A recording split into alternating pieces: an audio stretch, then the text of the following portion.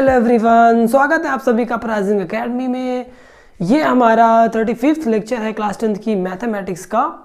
और पिछले लेक्चर में हम लोगों ने बात की थी क्रॉस मल्टीप्लिकेशन मेथड के बारे में कि किसी भी पेयर ऑफ लीनियर इक्वेशन को हम लोग वज्र गुणन विधि से कैसे हल करते हैं, ये हमने देखा था। ओके, इस लेक्चर में हम उसी विधि से मिलते जुलते मतलब उस विधि के प्रयोग वाले कुछ ऐसे एग्जाम्पल्स करने वाले हैं। ओके, तो सबसे पहले तो मैं इस लेक्चर की शुरुआत एक ऐसी ट्रिक ही समझ लो उससे करने वाला हूँ जो आपके जब पेयर ऑफ लीनियर इक्वेशंस बहुत बड़े बड़े कोफिशिएंट्स में मिल जाएंगे, मतलब x और y के गुणांक बहुत बड़े बड़े रहेंगे, तो वहाँ पे काम आएगी। और उन दोनों समीकरणों में कुछ एक सिर्फ संबंध होना चाहिए। अगर वो मिल गया तो आप उनको रिड्यूस करके एकदम छोटे समीकरणों में बना सकते हैं और फिर हल कर सकते हैं। तो मैं ज़्यादा ना बोलते हुए सीधे उस ट्रिक को आपको बताता हूँ क्या है। ओके, तो इसको एज ए नोट समझ लीजिए आप। नोट क्या है? यदि एक रैखिक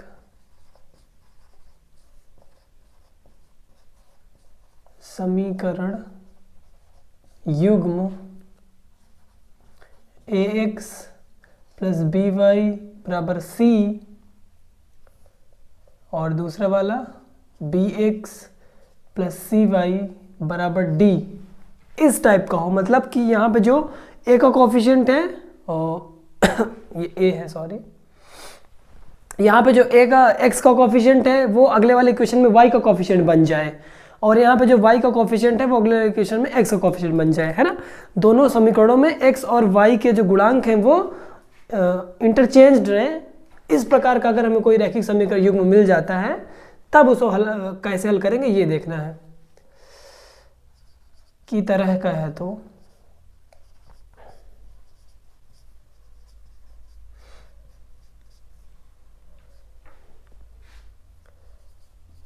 इस युग्म को हम लोग क्या करते हैं हल करने के लिए? हल करने के लिए सर्वप्रथम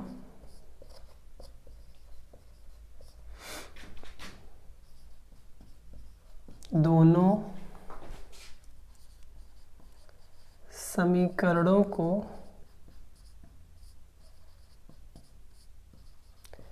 जोड़कर तथा घटाकर दो नए समीकरण बनाते हैं।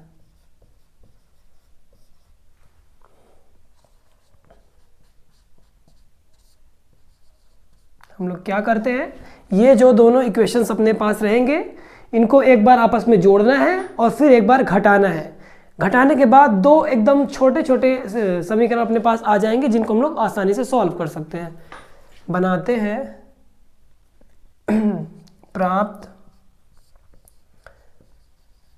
समीकरणों को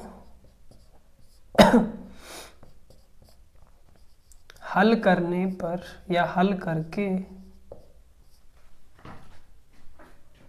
अभीष्ट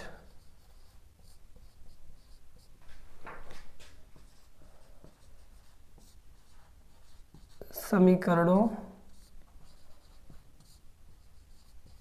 का हल ज्ञात करते हैं।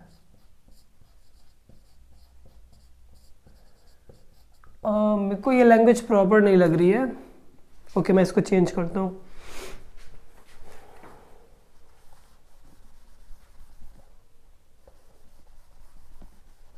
प्राप्त समीकरणों का हल ही अभीष्ट मतलब होता है जो हमारे सबसे पहले वाले समीकरण, ये दोनों हैं, अभीष्ट समीकरणों का हल होता है। ओके, कैसे इसको इम्प्लीमेंट करना है मैं एग्जांपल से बता दूंगा, पहले इसको समझ लो ये होता क्या है। अगर हमारे पास कोई ऐसी दो पेयर ऑफ लीनियर इक्वेशंस दी गई हो जहां पे x का कोफिशिएंट जो यहाँ पे है फर्स्ट इक्वेशन में, सेकंड इक्वेशन में वो y का कोफिशिएंट बन जाए, और जो फर्स्ट इक्वेशन में y का कोफिशिएंट है वो सेकंड इक्वेशन में x का कोफिशिएंट बन जाए। अचर पद क्या है इससे हमें मतलब नहीं है, वो अलग हो सेम हो कोई दिक्कत नहीं। जब ऐसी कंडीशन आ जाए तो हम लोग क्या करेंगे, सबसे पहले इन दोनों समीकरणों को एक बार जोड़ेंगे, जोड़ने पर हमें एक समीकरण मिल जाएगा, और एक बार घटाएंगे, घटाने पर हमें एक समीकरण मिल जाएगा। तो इस प्रकार जोड़ने और घटाने से हमें दो समीकरण मिलेंगे। फिर इन दोनों समीकरणों को हम लोग अगर हल करेंगे तो जो हल मिलेगा वो हल इन दोनों समीकरणों को भी सेटिस्फाई करेगा। ये एक बहुत ही इंपॉर्टेंट चीज़ है, इसको याद कर लो। और मैं एक एग्जाम्पल से आपको इसका यूज़ बताता हूँ। ओके, एग्जाम्पल अगर हम ले लें, माना हमारे पास ये उदाहरण है। उदाहरण क्या है, 41x प्लस 53y बराबर 135 and 53x plus 41y is equal to 147। यहाँ पे देखो ये वाला गुणांक इसके बराबर है और ये वाला गुणांक इसके बराबर है। तो इसको हल करने के लिए हम लोग इसी मेथड का यूज़ करेंगे। सबसे पहले क्या करना है, इन दोनों को नाम दे दो, समीकरण 1 समीकरण 2। तो हम लोग सबसे पहले इन दोनों समीकरणों को एक बार जोड़ेंगे और एक बार घटाएंगे, है ना। सॉल्यूशन,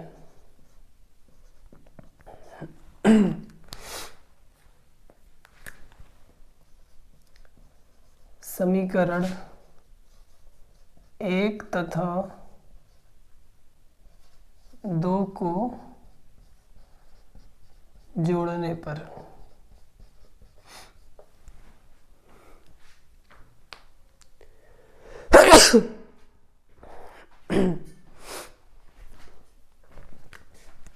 क्या मिलेगा जोड़ने पर, 41 में 53 जोड़ो कितना आएगा 94x, प्लस 53 में 41 जोड़ोगे तो वापस से 94 आ जाएगा, 94y बराबर में क्या आएगा 5 और 7 12, 1 कैरी आया 8 282 ये आया। ओके, अब हम 94 से भाग दे देंगे पूरे में, 94 से दोनों पक्षों में भाग देने पर क्या मिलेगा अपने पास, 94 यहाँ से गायब, 94 यहाँ से गायब, तो x प्लस वाई बराबर 282 और अपॉन में 94। ये कटेगा, बिल्कुल कटेगा, 3 बार में कटेगा शायद, यस 3 बार में, आप लोग चेक करके देख लीजिए। तो x plus y will be 3, इसको इक्वेशन नंबर 3 नाम दे दो। अब हमने एक बार जोड़ के देख लिया, अब हम लोग एक बार घटाएंगे, समीकरण 1 से समीकरण 2 को घटा देंगे। अभी जोड़ा था अब घटाएंगे, समीकरण 1 से समीकरण 2 को घटाने पर, मैं एक दूसरे के नीचे लिख लेता हूं तो आसानी रहेगी, 41x plus 53y is equal to 135 और इसके नीचे 53x plus 41y is equal to 147। जब हम लोग इन दोनों को घटाएंगे तो ये माइनस ये माइनस ये माइनस, है ना। 41 में से 53 घटाओ तो माइनस का 12x आएगा, 53 में से 41 घटाओगे तो प्लस का 12y आएगा इज इक्वल टू माइनस का 12। अब हम लोग को हर जगह 12 12 दिख रहा है तो 12 से डिवाइड करके 12 को हटा देते हैं, 12 से दोनों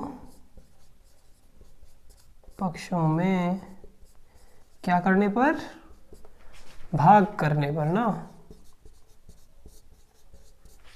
12 से भाग करके देखो क्या आएगा, यहाँ पे माइनस का x आ जाएगा, यहाँ पे प्लस का y आ जाएगा और यहाँ पे माइनस का 1 आ गया। ओके, 12 से डिवाइड करने पर ये हमें मिल गया। अब ये हमारे पास समीकरण नंबर 4 हो गया। अब इन दोनों को सॉल्व करने के लिए हम एलिमिनेशन मेथड लगाते हैं, क्रॉस मल्टीप्लिकेशन मेथड, है ना। तो समीकरण 3 तथा 4 की तुलना किससे करेंगे, तुलना a1x प्लस b1y बराबर c1, है ना, प्लस c1 होता है, प्लस c1 बराबर 0, a2x plus b2y plus C2 बराबर 0 से करने पर।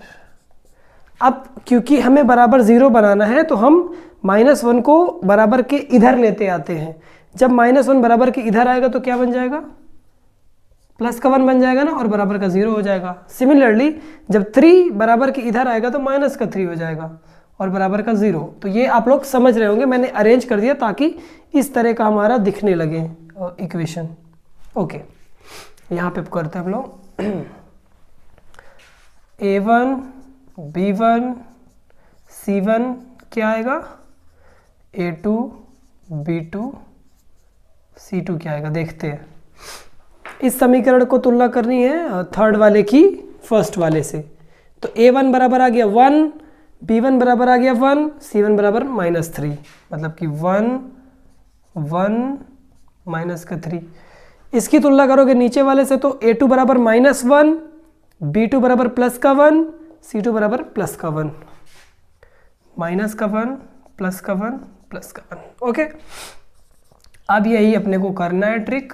क्या करना है, यहाँ पे B1 B2 रहता है, लास्ट में B1 B2 रहता है ना, तो 1 1 यहाँ पे लिख देता हूँ मैं और लास्ट में 1 1 लिख देता हूँ। ओके, बीच में C1 C2 रहता है -3 1, और यहाँ पे A1 A2 रहता है 1 -1। बन गया अपना। इसको और नीचे लिखते हैं इसके सामने। जब हम इसको आगे हल करेंगे तो क्या देगा, x बटे ऐसे तीर करेंगे ना, सबको पता है, बच्चों का खेल है ये।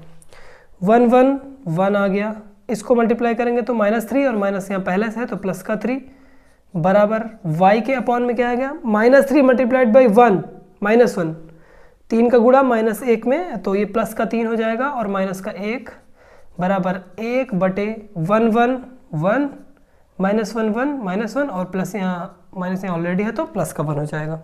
अब हमें लगता है हमें उधर जाना पड़ेगा। ओके, x 3 1 क्या हो गया 4, y 3 में से 1 गया क्या हो गया 2, 1 बटे 2 इतना आ गया। मैं उधर नहीं जाऊँगा, मैं यहीं पे करूँगा। ओके, अब अगर हमें x का वैल्यू निकालना है तो फर्स्ट और लास्ट ले लेना है ना। सो फॉर x बटे 4 बराबर 1 बटे 2 लेंगे तो यहाँ से हमें x कितना मिल जाएगा, 2 मिल जाएगा। आप लोग करके देख सकते हैं, 4 ऊपर चला जाएगा, 2 दूनी 4 हो जाएगा। सिमिलरली फॉर y हम लोग क्या करेंगे, y upon 2 is equal to 1 upon 2 लेंगे तो यहाँ से y बराबर 1 दे देगा। ओके, x का मान 2 आ गया, y का मान 1 आ गया। क्या हमने जो x और y का मान निकालना सही है, हम इस समीकरण में रखकर चेक कर सकते हैं। आप लोग जब रखेंगे तो LHS बराबर RHS आ जाएगा, मेरी गारंटी है। ओके, तो किसी जगह अगर आपको इस तरह का सवाल मिल जाए जहाँ पे दोनों समीकरणों में जो गुणांक है वो इंटरचेंज हो, x का y में पहुँच जाए, y का x में, तब आप लोग इस मेथड को अप्लाई करके आसानी से उसका आंसर निकाल सकते हैं। ओके, चलते हैं कुछ और एग्जांपल्स पर जो कि यही क्रॉस मल्टीप्लिकेशन मेथड से रिलेटेड है और देखते हैं कि हमें और क्या क्या सीखना है। नेक्स्ट एग्जाम्पल अपना है NCERT बुक से एक्सरसाइज 3.5 क्वेश्चन नंबर 2 का सेकेंड क्वेश्चन। क्या कहता है, हमें के ऐसे मान ज्ञात करने हैं जिसके लिए निम्नलिखित रैखिक समीकरण युग्मों का कोई हल नहीं है, है ना। आपको मैंने कोफिशिएंट्स मतलब कि जो गुणांक होते हैं x और y के, और जो अचर पद होता है a1 b1 c1 a2 b2 c2, इनके रेशियो से एक निकलवाया था ना फॉर्मूला कि कब कब हमें एक मिलेगा सिर्फ हल, कब कब हमें एक भी हल नहीं मिलेंगे और किन किन कंडीशंस में हमें अनंत हल मिलेंगे, है ना। तो जो एक भी हल नहीं मिलेंगे ये वाली कंडीशन थी, वो क्या थी मैं बता दे रहा हूँ। a1 बटे a2 बराबर b1 बटे b2, लेकिन ये बराबर नहीं होना चाहिए c1 बटे c2 के। जब हमें ऐसी कंडीशन मिलती है तब हमें पता चलता है कि वहाँ पे सॉल्यूशन का एक भी हल नहीं मिल रहा है। ओके, अब हम इसको उठाते हैं, चलो सॉल्यूशन। सबसे पहले तो इसको हम बदलेंगे a1x plus a2y plus c1 बराबर 0 के a1x plus b1y plus c1 बराबर 0 के फॉर्म में। तो देखो इसको हम लोग 3x प्लस y माइनस 1 बराबर 0 लिख सकते हैं ना, 1 को इधर लाके। Similarly 2k minus 1x plus k minus 1y minus 2k plus 1 बराबर 0 लिख सकते हैं। इसको समीकरण 1 दे दो नाम, इसको समीकरण 2। अब इसकी तुलना करा देते हैं। समीकरणों की तुलना किससे कराएंगे? a1x plus b1y plus c1 बराबर 0 comma a2x plus b2y plus c2 बराबर 0 से कराने पर, कराने या करने पर, ओके। a1 बराबर क्या आ जाएगा? 3 है ना, b1 बराबर क्या आ जाएगा? 1, c1 बराबर क्या आ जाएगा? -1। एग्री करते हो ना इतना? ओके। अब a2 बराबर देखते हैं क्या आ जा रहा है। 2k माइनस 1 a2 की वैल्यू है, b2 की क्या वैल्यू है? k माइनस 1, और c2 की क्या वैल्यू है? 2k प्लस 1, वो भी माइनस में है ना। a1 a2 b1 b2 c1 c2 हमें पता चल गया। अब हम लोग ये रेशियोज फाइंड करेंगे फर्दर या आगे। a1 बटे a2 ये क्या है हमारे पास? 3 बटे 2k minus 1, okay, comma b1 बटे b2 ये क्या आएगा? 1 बटे k माइनस 1, 1 बटे k माइनस 1, कॉमा c1 बटे c2 क्या आएगा? -1 बटे माइनस का 2k प्लस 1। ये माइनस कैंसिल हो जाएंगे दोनों, तो मैं इसको मिटा दे रहा हूँ, ओके। चलो मान लो कैंसिल हो गया। अब हमें इन तीनों रेशियोज को ऐसे लिख देना है। तो a1 बटे a2 की पहले मान लिखते हैं, तो ये आ जाएगा 3/2k माइनस 1। ये बराबर होगा b1 बटे b2 के, है ना, क्योंकि देखो वहाँ पे है, तो 1/k माइनस 1 ये हो जाएगा। और ये बराबर नहीं होगा किसके? c1/c2, मतलब 1/2k प्लस 1। अब इन तीनों समीकरणों को हम सॉल्व करके जो k की वैल्यू निकलेगी वही अपना हल होगा। तो हमें पूछ रहा है k के किस मान के लिए रैखिक समीकरण युग्म का कोई हल नहीं है। तो इन दोनों इक्वेशन से और इस इक्वेशन से हमें k के मान निकालने हैं। k के वे मान ले लेने हैं जो कि संभव है, और वे मान छोड़ देने हैं जो कि संभव नहीं है। तो मैं पहले इसको और इसको ले लेता हूं, फिर इसको और इसको ले लूंगा, तो बात अपनी बन जाएगी। ओके, 3/2k माइनस 1 बराबर 1/k माइनस 1। तिर्यक गुणा करो यहाँ पे, क्रॉस मल्टीप्लिकेशन, तो 3k माइनस 1 बराबर आ जाएगा 2k माइनस 1, है ना। 3k माइनस 3 होगा यहाँ पे, सॉरी, ये बराबर 2k माइनस 1। अब 2k को इधर लाओ, 3 को उधर लेते जाओ, तो ये हो जाएगा 3k माइनस 2k बराबर 3 माइनस 1। तो ये k बचेगा बराबर 2, तो k बराबर 2। k बराबर अगर हमने 2 ले लिया तब जाके ये दोनों बराबर हो जाएंगे, और इसी मान के लिए हमें पता करना है। अब हमें एक चीज़ और देखनी है कि अगर k बराबर 2 पे ये जो वैल्यू है, ये वैल्यू, इन तीनों में संबंध क्या आ रहा है, ओके। तो k बराबर 2 पे हम इन तीनों को कैलकुलेट कर रहे हैं। अगर ये कंडीशन सेटिस्फाई हो जा रही है तब अपना काम हो जाएगा। k बराबर 2 पे ये क्या आएगा? तो a1 बटे a2 क्या आ जाएगा k बराबर 2 पे? 3/2 to the 4 minus 1, 3/2 multiplied by 2 minus 1, this will be 3/3, मतलब कि 1, ओके। a1/a2 क्या आ गया? 1। अब इसको कैलकुलेट करते हैं, b1/b2 ये क्या आ जाएगा? 1/k की जगह 2 है अपना, 2 माइनस 1, मतलब कि 1/1, मतलब कि 1, ओके। a1/a2 b1/b2 सेम आ गया। अब हमें c1/c2 कैलकुलेट करना है। c1/c2 ये क्या आएगा? 1/2 टाइम्स के की जगह 2 है ना, प्लस का 1, तो ये क्या आ जाएगा 1/2 2 = 4 प्लस का 1 5। देखो ये दोनों तो बराबर हो गए, लेकिन C1/C2 बराबर नहीं है ना, ये पता चल गया ना हमें यहाँ से। अतः k बराबर 2 के लिए, k बराबर 2 के लिए हमें क्या कंडीशन मिल गई, A1/A2 बराबर है B1/B2 जो कि नहीं बराबर है C1/C2 के। अतः k बराबर 2 के लिए समीकरण युग्म का कोई हल नहीं है, है ना।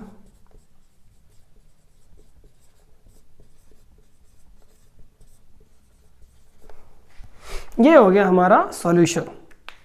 इस टाइप के एग्जांपल्स को आप लोग ऐसे कर सकते हैं। जो क्वेश्चन नंबर 2 का फर्स्ट पार्ट है उसमें भी कुछ ऐसा ही करना है। उसमें अपरिमित रूप से अनंत हल मांग रहा है, तो A1/A2 B1/B2 C1/C2 तीनों बराबर हो जाएंगे, और तीनों जब बराबर हो गए तो सॉल्व करके वहाँ अगर 3 समीकरण मतलब कि ये तीनों बराबर हो जाएंगे तो वहाँ हमें 2 अचर का मान निकालना है। यहाँ तो सिर्फ हमें k का मान निकालना था, वहाँ a और b दोनों का मान निकालना है। तो आप लोग इस तरह से समीकरण बना लेंगे और फिर एक बार इन दोनों को ले लेंगे, एक बार इन दोनों को ले लेंगे, तो आपका आराम से हल हो जाएगा। ओके, अब हम लोग चलते हैं अपने नेक्स्ट एग्जाम्पल पर, देखते हैं कैसा क्या है। अगला एग्जाम्पल क्वेश्चन नंबर 4 है, 4 का थर्ड है। इस क्वेश्चन में हमें क्या करना है, समीकरण बनाना है और उसके बाद देखना है कि क्या इस समीकरण को हम हल कर सकते हैं, और ये देखेंगे कैसे, A1/A2 B1/B2 C1/C2 निकाल कर, है ना। अगर ये तीनों का मान अलग अलग आता है तब हम एक सॉल्यूशन मिलेगा हमें, और अगर A1/A2 बराबर है B1/B2 के और जो कि बराबर नहीं है C1/C2 के, तब हमें एक भी सॉल्यूशन नहीं मिलेगा, और अगर तीनों रेशियो बराबर हो गए तो अनंत सॉल्यूशन मिलेंगे, है ना। ओके, क्या कह रहा है यश ने, और हाँ इस क्वेश्चन को आप किसी भी मेथड से लगा सकते हैं, चाहे आप सब्स्टिट्यूशन अप्लाई करें, चाहे एलिमिनेशन अप्लाई करें, चाहे आप अपना क्रॉस मल्टीप्लिकेशन अप्लाई करें। यश ने एक टेस्ट में 40 अंक अर्जित किए। ओके, जब उसे प्रत्येक सही उत्तर पर 3 अंक मिले तथा प्रत्येक गलत उत्तर पर 1 अंक की कटौती की गई। माइनस मार्किंग स्कीम है यहाँ पे। अगर आपने सही आंसर किया तो आपको 3 नंबर मिलेंगे, अगर आपने गलत आंसर किया तो आपके सही आंसर वाले मार्क्स में से 1 नंबर कट जाएगा। ओके, यदि उसे सही उत्तर पर 4 अंक मिलते तथा गलत उत्तर पर 2 अंक मिलते तो यश 50 अंक लाता। अब हमें पूछ रहा है कि टेस्ट में कितने प्रश्न थे। ओके, चलो सबसे पहले हमें क्या मानना है कि उसने कितने आंसर सही किए और कितने आंसर गलत किए। माना यश ने x उत्तर सही तथा y उत्तर गलत किए। ओके, चलो फर्स्ट कंडीशन क्या है, प्रश्नानुसार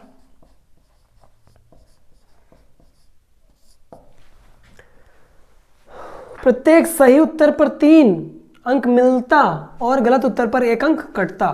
अगर उसने x उत्तर सही किए तो उसको कितने अंक मिलेंगे, एक सही उत्तर पर 3 अंक, 2 सही उत्तर पर 3 × 2 मतलब 6 अंक, 3 सही उत्तर पर 3 × 3 मतलब 9 अंक। तो इसी तरह x सही उत्तर पर 3 × x अंक उसको मिल जाएंगे। ओके, अब हर एक गलत उत्तर पर 1 अंक कटेगा ना, तो y उसने गलत किए तो इसमें से घट जाएंगे कितने अंक, 1 × y, और ये बराबर कितने के हैं, 40 के।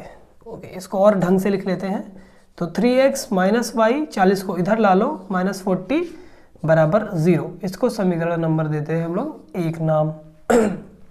ओके, सेकंड कंडीशन क्या है, अगर उसे 4 अंक मिलते सही पे और 2 अंक कटते गलत पे तो 50 हो जाता। पुनः 4 मिलते सही पे तो 4x नंबर उसको मिल जाते और -2y कट जाते, तो ये बराबर कितना हो जाता, 50 के। इसको भी रीअरेंज कर लें, 2 से डिवाइड कर दो, देखो क्या आएगा, 2x - का y और 50 को इधर लेते आओ तो माइनस का 25 हो जाएगा क्योंकि हमने 2 से ऑलरेडी डिवाइड कर दिया है। समीकरण number 2, first equation, second equation. अब मैं यहाँ पे लगाऊंगा एलिमिनेशन मेथड, क्योंकि मुझे वो मेथड सबसे आसान लगता है पर्सनली। हम लोग समीकरण 1 से समीकरण 2 को घटा देते हैं, क्योंकि यहाँ y के गुणांक बराबर है लेकिन चिन्ह भी बराबर है तो घटाना पड़ेगा।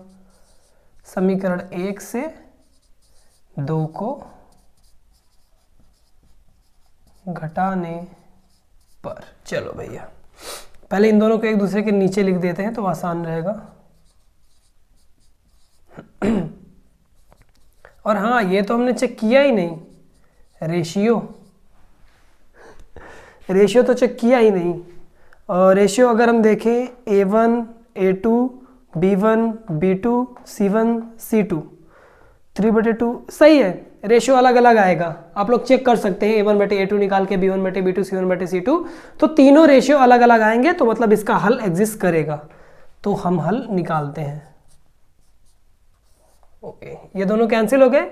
3x में से 2x चले गया, 1x बचा, और -40 प्लस का 25 मतलब माइनस का 15 है ना, बराबर 0। तो x बराबर क्या आ गया 15, मतलब उसने 15 ठो क्वेश्चन सही किए थे। अगर x बराबर 15 आ गया तो हम लोग समीकरण 1 में रख देते हैं मान, समीकरण 1 में x बराबर 15 रखने पर, देखो मैं ये सोच के चल रहा हूं कि आप लोग मेहनत कर रहे हैं, तभी मैंने वो रेशियो वाली चीज़ छुड़वा दी है ना। लेकिन अगर आपको पढ़ना है तो मेहनत तो करनी पड़ेगी है ना। तो मेरे साथ साथ आप लोग भी मेहनत करिए और आपको पक्का आ जाएगा, सारी चीज़ें आपको पक्का क्लियर हो जाएगी। रख दो तो 3 × 15 हो जाएगा, माइनस का y = 40। 15 × 45 और 45 को इधर ही रह के 45 हो जाएगा। 40 को इधर लाओगे तो माइनस का 40 हो जाएगा, y को उधर ले जाओ तो y हो जाएगा, है ना। सही कह रहा हूँ ना मैं, माइनस का उधर जाएगा प्लस हो जाएगा, प्लस का इधर आएगा माइनस हो जाएगा। तो यहाँ से y विल बी 5 ना, x बराबर 15, y बराबर 5। उसने 15 क्वेश्चन सही किए और 5 क्वेश्चन गलत किए, तो टोटल क्वेश्चन कितने थे? अगर x + y को जोड़ दें तो टोटल क्वेश्चन मिल जाए। तो टेस्ट में कुल प्रश्न बराबर 15 + 5 मतलब कि 20 क्वेश्चन। ये आंसर हो गया अपना। ऐसे करना था इसको, है ना, एकदम आसानी से। ओके, अब हम लोग चलते हैं अगले क्वेश्चन पे, जो कि यही एनसीईआरटी से ही होने वाला है। मैं सोच रहा हूँ इस एक्सरसाइज को अच्छे से करवा दूँ, जो क्वेश्चन करवाने लायक है। तो मूव ऑन करते हैं हम लोग नेक्स्ट एग्जाम्पल पे।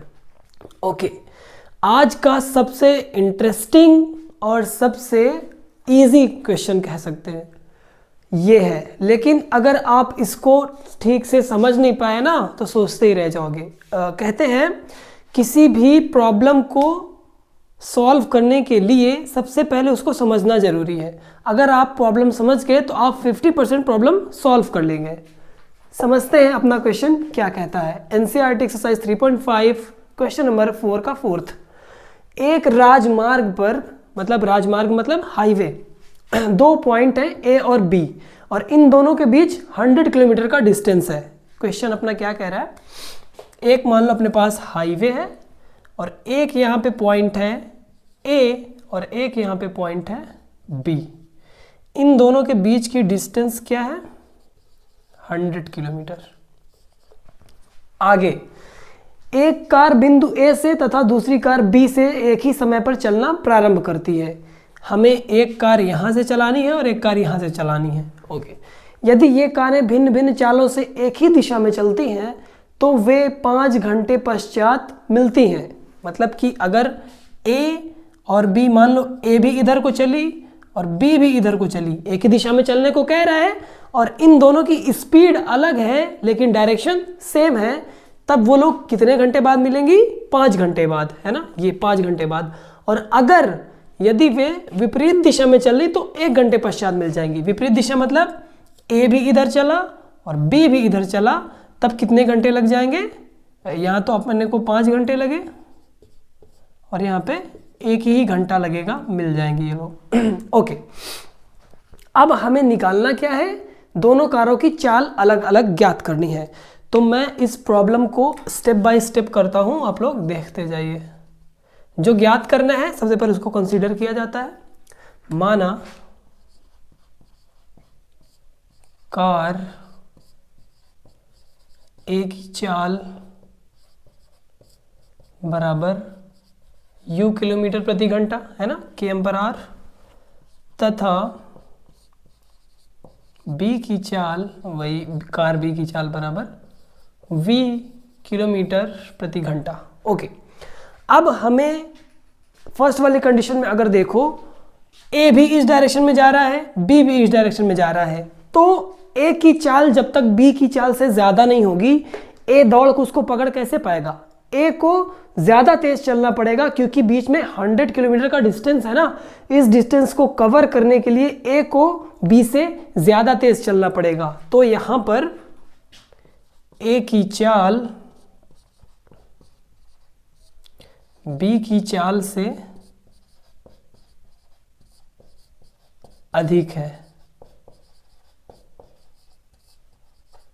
हमने डायरेक्शन इधर ली है इसलिए अधिक है। अगर हम लोग डायरेक्शन अपोजिट ले लेते, मान लेते कि a इधर चल रहा है, b भी इधर चल रहा है, तब b की चाल अधिक रहती है ना। ये आप लोग समझ लीजिए, हमने ये तीनों चीजें मान ली। अब पहली कंडीशन क्या बोलती है कि 5 घंटे में मिलेंगे ये लोग, अगर एक ही डायरेक्शन में चलना स्टार्ट किए तो। ओके, 5 घंटे में a के द्वारा कुछ दूरी चली जाएगी, 5 घंटे में b के द्वारा कुछ दूरी चली जाएगी, है ना। प्रश्नानुसार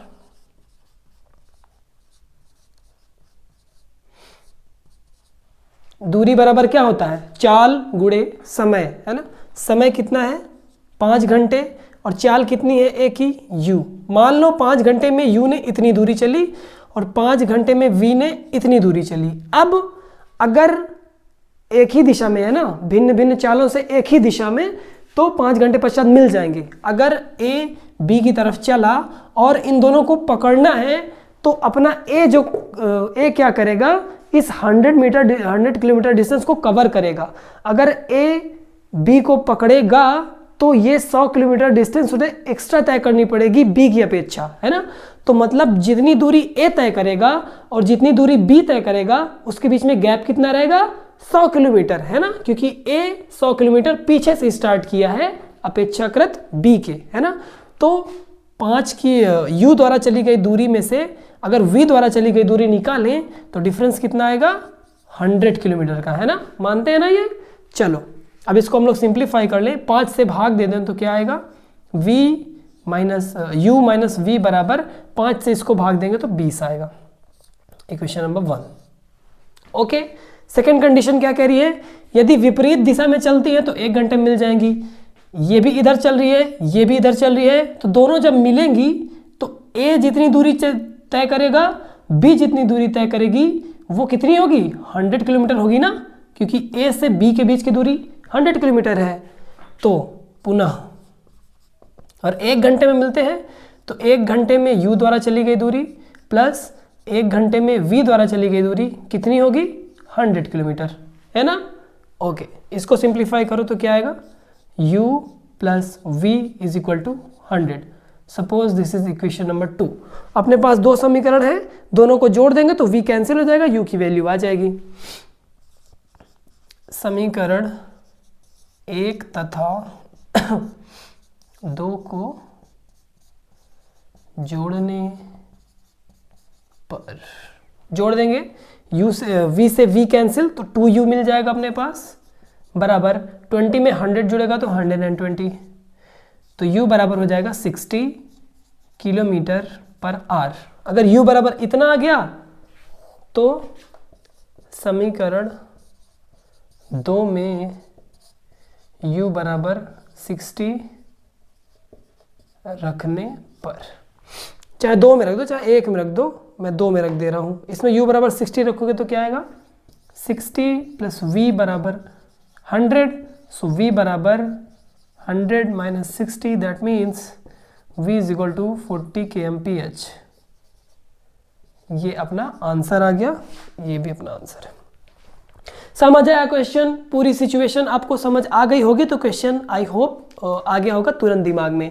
नहीं आया है तो एक बार वीडियो को रिवाइंड कर लो और देख लो, बहुत ही आसान सा क्वेश्चन है, सिर्फ थोड़े सा दिमाग लगाना है, आपको आ जाएगा। ओके, हम लोग फटाक से चलते हैं अगले एग्जाम्पल पर। नेक्स्ट एग्जाम्पल है 5वां। क्या कह रहा है? एक आयत का क्षेत्रफल 9 वर्ग इकाई कम हो जाता है यदि उसकी लंबाई 5 इकाई कम कर दी जाए तथा चौड़ाई 3 इकाई बढ़ा दी जाए।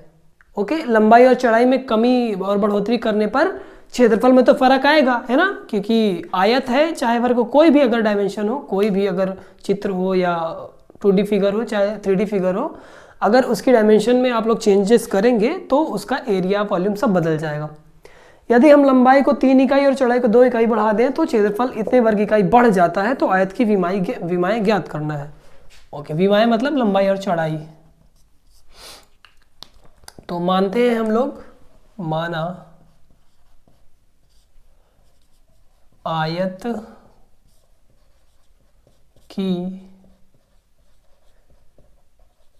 लंबाई बराबर x इकाई, है ना, मीटर नहीं लेना है क्योंकि इकाई में बात हो रही है, इकाई कुछ भी हो सकती है, तथा चौड़ाई भी कुछ ले लेते हैं y इकाई, है ना। अगर लंबाई ये है चौड़ाई ये है तो आयत का क्षेत्रफल क्या होगा? आयत का क्षेत्रफल बराबर एक्स वाई और ये वर्ग में हो जाएगा, है ना। ओके, अब हम लोग क्वेश्चन पे पहुंचते हैं। प्रश्नानुसार क्या कह रहा है प्रश्न? अगर लंबाई 5 इकाई कम कर दी जाए, लंबाई 5 इकाई कम करने पर x - 5 हो जाएगी, है ना, और चौड़ाई 3 इकाई बढ़ा दी जाए और चौड़ाई y + 3 कर दी जाए तो लंबाई गुणे चौड़ाई क्षेत्रफल होता है ना।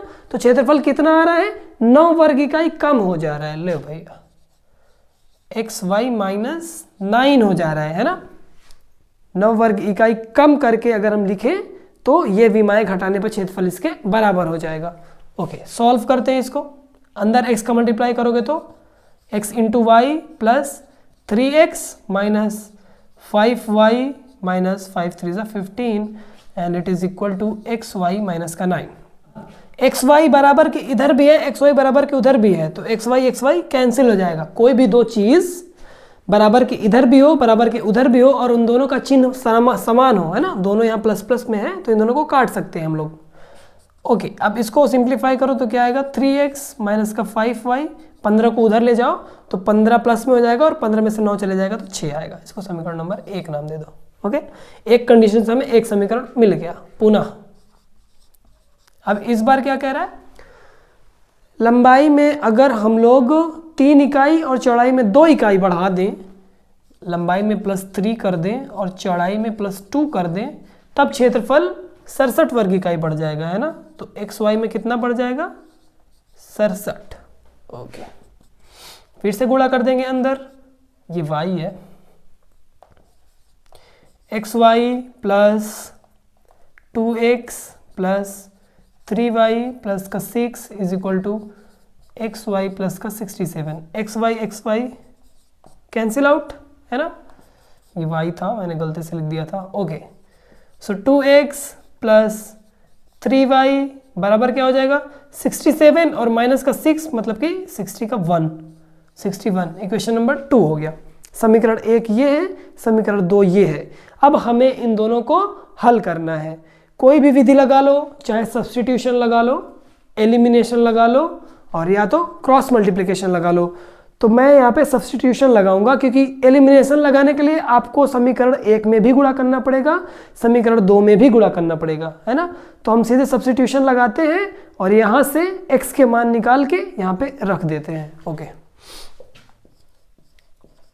देखो कोई भी मेथड जगह जगह उसकी इंपॉर्टेंस बदलती जाती है ना। समीकरण 1 से 3x - 5y = 6, तो यहाँ से x का मान निकालने के लिए हम लोग क्या करेंगे? 3x = 6 + का 5y हो जाएगा। सो x will be 6 plus 5y divided by 3, है ना। तो समीकरण 2 में रख देते हैं। समीकरण 2 में x का मान रखने पर क्या होगा? x का मान रखने पर समीकरण 2 यहाँ है ना अपने पास, okay. 2 multiplied by 6 plus 5y divided by 3 plus का 3y इज इक्वल टू 61, ये आ गया। अब हमें इसको सॉल्व कर लेना है, हमें y का मान पता चल जाएगा। 2 का गुणा इसमें अंदर कर दो, 2 छंग 12 प्लस 2 पंचे 10y प्लस इस 3 का गुणा यहाँ पे करो 9y और ये बटे में पूरा आ जाएगा 3 बराबर 61, ओके। 10y में 9y जुड़ जाएंगे तो 19y प्लस का 12 वैसे ही रहेगा और 3 को तिर्यक गुणा से उधर पहुंचा दो, तो 3 का जब 61 में गुणा होगा तो 3 एक कम 3, 3 छंग 18, ये आ गया, ये 12 है, okay. So 19y will be 183 minus 12, है ना। 19y बराबर 3 में से 2 गए 1, 8 में से 1 गए 7, 171, तो y बराबर 9 आ जाएगा, है ना। 19 से जब 171 में भाग दोगे तो 9 बार टेबल जाएगा, y बराबर 9 आ गया। जैसे ही y बराबर हमें 9 मिला, अब इसको हम लोग उठा के किसी भी इक्वेशन में रख दें, 1 में रख दें, 1 छोटा सा है, आराम से अपना काम हो जाएगा, ओके। y बराबर 9 समीकरण 1 में रखने पर, समीकरण 1 में y बराबर 9 रख दो तो 3x minus 5 multiplied by 9 is equal to 6, so 3x is equal to 6 plus 5 9 45 हो जाएगा। x बराबर 45 में 6 जोड़ो, कितना आएगा? 51 डिवाइडेड बाई 3, सो x बराबर 3 1 जा 3, 3 7 जा 21, 17,